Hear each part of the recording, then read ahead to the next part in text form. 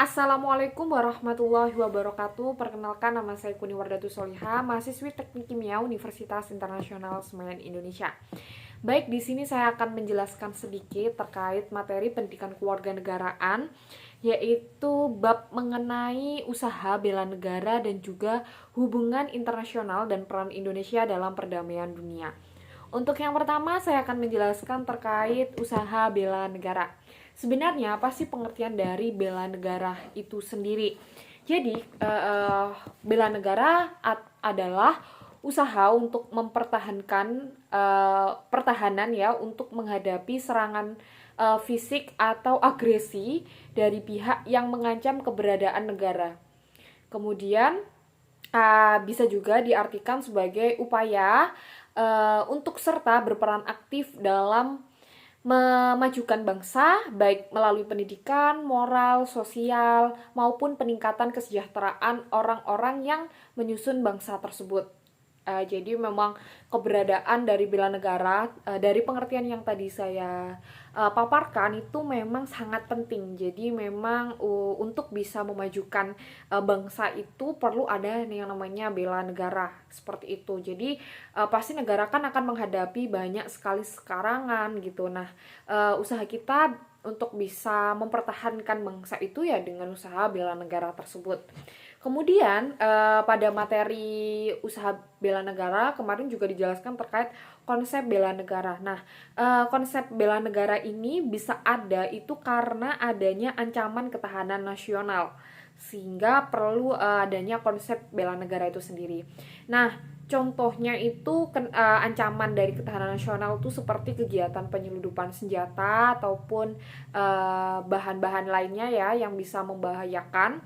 Kemudian separatisme juga, ada juga radikalisme dan juga terorisme. Sehingga usaha bela negara ini sangat penting seperti itu. Selain itu juga ada juga kalau misal terkait kerusakan lingkungan hidup ya itu juga. Kemudian ada bahkan kesenjangan sosial ekonomi politik itu juga berpengaruh. Jadi perlu adanya namanya usaha bela negara. Kemudian ada juga kenapa perlu pentingnya usaha bela negara? Sebenarnya landasan hukum dari bela negara itu ada sendiri. Jadi memang di dalam undang-undang itu sudah ada gitu. Uh, Yaitu salah satunya ada di pasal 27 ayat 3 yaitu yang berbunyi setiap warga negara berhak dan wajib ikut serta dalam upaya pembelaan negara. Jadi memang dari landasan hukum itu tadi, maka setiap warga negara itu berhak dan mereka tuh punya kewajiban untuk serta dalam upaya pembelaan negara seperti itu. Kemudian untuk sendiri sebenarnya dari konsep, kalau bicara konsep bela negara itu setiap negara itu pasti berbeda-beda. Kalau di Indonesia itu kita melakukan bela negara itu bisa diselenggarakan atau di Indonesia itu diselenggarakan melalui kewajiban mempelajari pendidikan kewarganegaraan, kemudian kewarganegaraan dan Pancasila ya sebagai pandangan hidup. Jadi memang perlu banget setiap warga negara itu belajar yang namanya pendidikan kewarganegaraan Pancasila seperti itu. Kemudian ada juga pelatihan kemiliteran secara wajib, kemudian ada juga pengabdian sebagai prajurit tentara, kemudian juga pengabdian kepada negara sesuai profesi seperti PNS. Kemudian sedangkan di negara-negara lain itu berbeda gitu. Salah satunya itu ada di Israel, Iran, Singapura itu memberlakukan wajib militer bagi warga yang memenuhi syarat kayak gitu. Jadi memang setiap negara itu menerapkan upaya untuk bela negara itu berbeda-beda. Nah, untuk di Indonesia tadi sudah saya jelaskan. Kemudian untuk implementasi bela negara sendiri, wujud dari implementasi dari usaha bela negara yaitu adalah kesiapan dan kerelaan setiap warga negara untuk berkorban demi mempertahankan kemerdekaan dan kedaulatan negara serta kesatuan dan persatuan bangsa.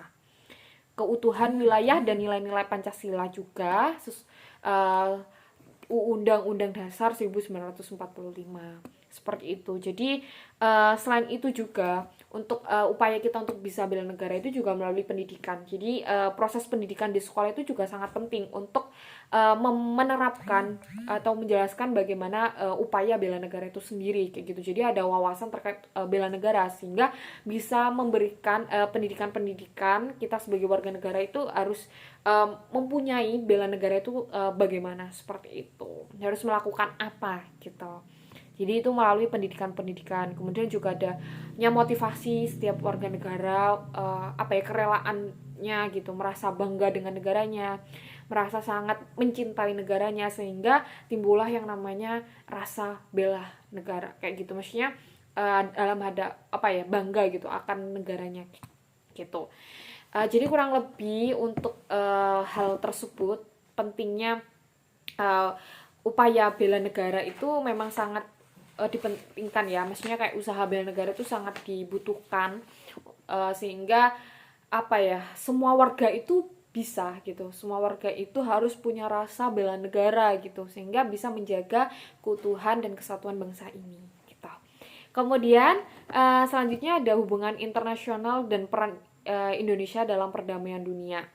Jadi sebenarnya hubungan internasional itu adalah sebagai hubungan yang bersifat global yang meliputi semua hubungan yang terjadi dengan melampaui batas-batas ketatanegaraan. Nah, jadi hubungan internasional itu adalah hubungan negara dengan negara lain gitu. Jadi kayak udah hubungan global kayak gitu. Kemudian untuk konsepsi hubungan internasional sendiri itu menurut para ahli itu dianggap sama, yaitu ada konsepsi politik luar negeri, hubungan luar negeri, dan politik internasional.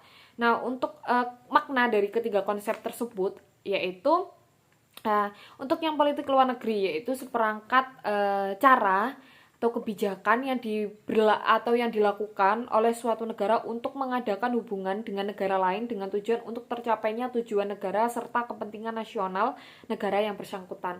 Jadi tujuan untuk bisa mengadakan hubungan, jadi kayak hubungan internasional kan kayak ada hubungan global gitu antara negara satu dengan negara yang lainnya, sehingga konsep hubungan internasional salah satunya di politik luar negeri. Kenapa? Karena pasti negara itu melakukan hubungan internasional itu ada tujuannya gitu, ada intinya tujuan yang harus dicapai untuk kebaikan negara tersebut, sehingga diperlukan adanya hubungan dengan negara lain gitu. Mungkin bisa jadi itu hal yang sangat penting bahkan dibutuhkan kayak gitu. Kemudian yang kedua adanya hubungan luar negeri, yaitu keseluruhan hubungan yang dijalankan oleh suatu negara dengan semua pihak yang tidak tunduk pada kedaulatannya.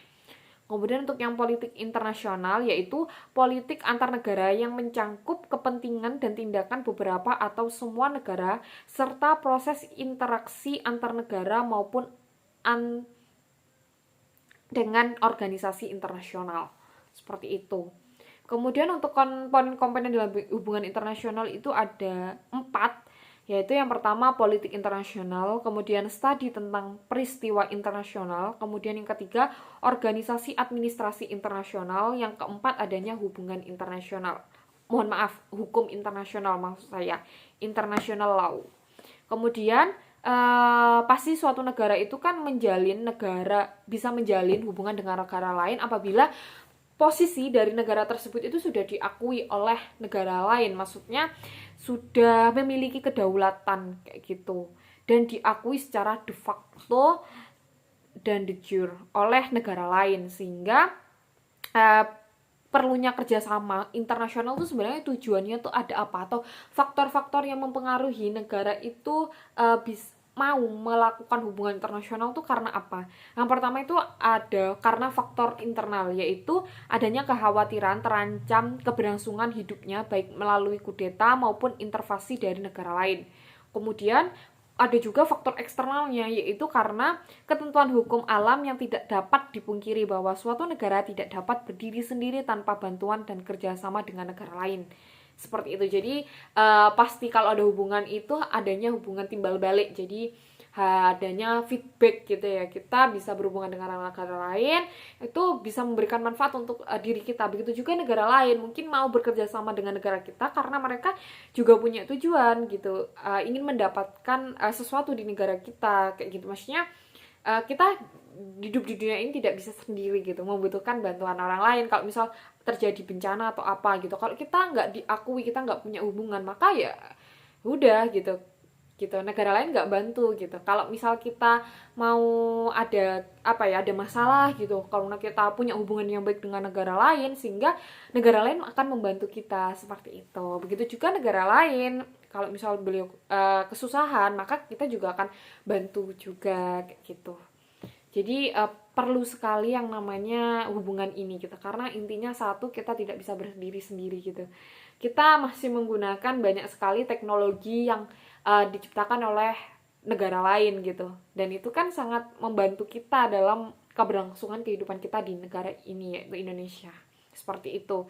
Kemudian uh, ada juga tujuan politik luar negeri Indonesia itu untuk apa gitu. Yang pertama, untuk meningkatkan perdamaian internasional. Jadi kalau udah ada hubungan itu kan bukan pasti, tapi apa ya, itu kayak mencegah terjadinya pertengkaran, karena ya kita udah ada hubungan, berarti kita harus damai gitu. Kemudian memperoleh barang-barang yang diperlukan dari luar untuk memperbesar kemakmuran rakyat. Nah, seperti tadi salah satu contohnya itu kayak misal teknologi Indonesia masih belum atau masih proses untuk bisa memiliki teknologi sendiri atau bagaimana, kan berarti kan belum ada di Indonesia, makanya perlu dari negara lain. Kemudian yang satu, untuk meningkatkan persaudaraan segala bangsa sebagai pelaksana dan cita-cita yang tertimbul di dalam Pancasila yang dasar dan filsafat negara. Kemudian yang terakhir yaitu untuk mempertahankan kemerdekaan bangsa dan menjaga keselamatan negara. Jadi kalau misal kita nggak ada hubungan dengan negara lain, maka takutnya nanti itu ada banyak sekali ancaman di dalam negara kita yang dapat mengganggu kenyamanan kita kayak gitu. Kemudian salah satu contoh peranan Indonesia tergabung dalam organisasi internasional. Jadi sebelum saya bahas itu, sebenarnya organisasi internasional itu apa ya? Jadi organisasi internasional itu adalah sebagai organisasi yang berkedudukan sebagai subjek hukum internasional dan mempunyai kapasitas untuk membuat perjanjian internasional. Sehingga di dalam organisasi internasional tersebut itu mungkin kalau dijelaskan itu sedikit bingung ya, tapi kalau mungkin teman-teman udah tahu PBB ya, kemudian ASEAN, GNB juga. Nah, itu salah satu peran yang Indonesia itu tergabung dalam organisasi internasional tersebut. Kayak gitu. Jadi Indonesia itu terlibat dalam berbagai organisasi sebagai perwujudan dari komitmen bangsa Indonesia dalam menciptakan perdamaian dunia. Karena Indonesia kan sesuai undang-undang ya, kalau nggak salah itu kan untuk selain untuk kesejahteraan juga untuk perdamaian. Nah, salah satunya untuk yang perdamaian dunia itu, yaitu tadi Indonesia ikut berperan peran Indonesia dalam beberapa organisasi internasional kayak gitu, misal seperti PBB, ASEAN, dan GNB. Jadi memang di dunia ini tuh negara nggak akan bisa hidup sendiri gitu. Jadi pasti membutuhkan bantuan negara lain. Kurang lebih untuk materi pada pertemuan kemarin seperti itu yang dapat saya sampaikan. Kurang lebihnya mohon maaf. Terima kasih. Wassalamualaikum warahmatullahi wabarakatuh.